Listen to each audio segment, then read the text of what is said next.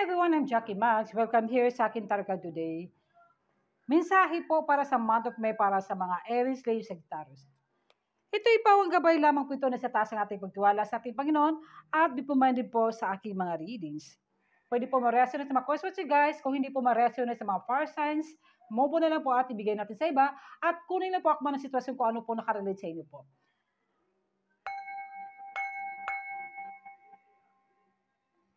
St. Michael Panggabe, give me a message please. Ano pong kaganapan na insena mensahe sa month of May para sa mga Aries, Leo, Sagittarius?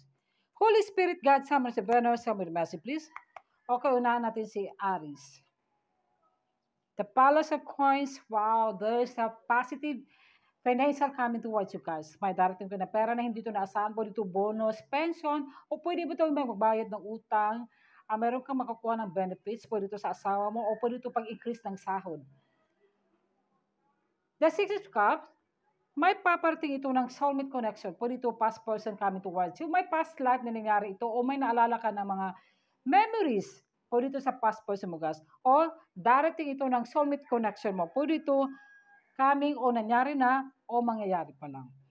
Okay, tingnan natin si Okay, si Leo naman. Tingnan natin.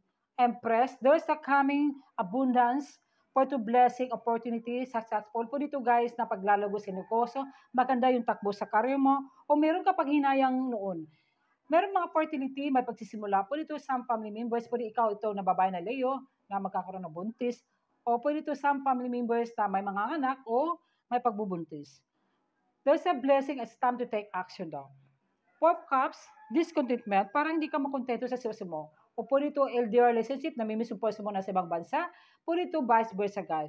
At naboboard ka. Parang gusto mo, it's time to take action. Gagawin mo kung ano yung gusto gawin mo ang ninais mo. It's time to take action. Okay, si Sagittarius. The Six of Swords, may paglalakbay journey. Po dito, paglipat ng bahay o trabaho. Move on sa mga past nangyari sa'yo. At may paparit na new person coming towards you. O mag-meet kayo sa person mo. The Emperor, this is a Aries energy, guys. Po rito itong person mo na gusto siya makipag-communicate, hindi niya alam kung paano kanya kakausapin. At mahal na mahal ka ng person mo. Po rito guys, paglalago ng career o may offer ng trabaho o financial. Tingnan natin kung anong love life sa mga fire signs sa Aries, Leo, Sagittarius. Give me a message please. Love life. Passion. Parang kayo ng passionate ng person. Pero ikaw ito, vice versa o kayong dalawa ng person mo. Tingnan mo guys, sobrang attractive itong person mo. Talagang inaalaw na yung sarili niya at kinausap yung sarili niya, yung may kumakatok sa puso niyan, talagang napaka-passionate mo o itong person mo guys. Playfulness, gusto kasi yung person mo na may mga playful yung conversation message o some of you, ikaw nagpo-flirt o namimiss na yung mga conversation message o nag-uusap yung dalawa. Gusto niya guys na love to fun, be shine, a relationship. Ito yung gusto sa person mo. Pwede kayong dalawa ito guys. Tingnan natin yung mga career sa mga fire signs. Give me a message please. Love. Wow, may magaganap itong love. Mahal ka ng person mo o talagang na-develop ito o mahal, pwede ito guys na na-develop kayo o love isa't isa. Ito naman, spirit guide. Kayo ay divinely guarded. Meron kayong kinakatok sa isip mo, sa puso mo, pwede itong soulmate mo ito o may kumakatok sa trust instinct na itong babae na to o lalaki, ito talaga yung mapupusuan ko o ito pa yung new person ko, pwede itong person mo guys. So, kausapin mo sarili mo at papanalangin mo lang sa mabi, huwag makalimot, huwag dasa sa ating Panginoon. Tingnan natin sa St. Michael Oracle card. Ano po mga mensahe sa fire signs? Go forward fearlessly. O, see? Go forward. Kung some of you, gusto kang umamin sa person mo, go forward daw. Huwag ka daw matakot.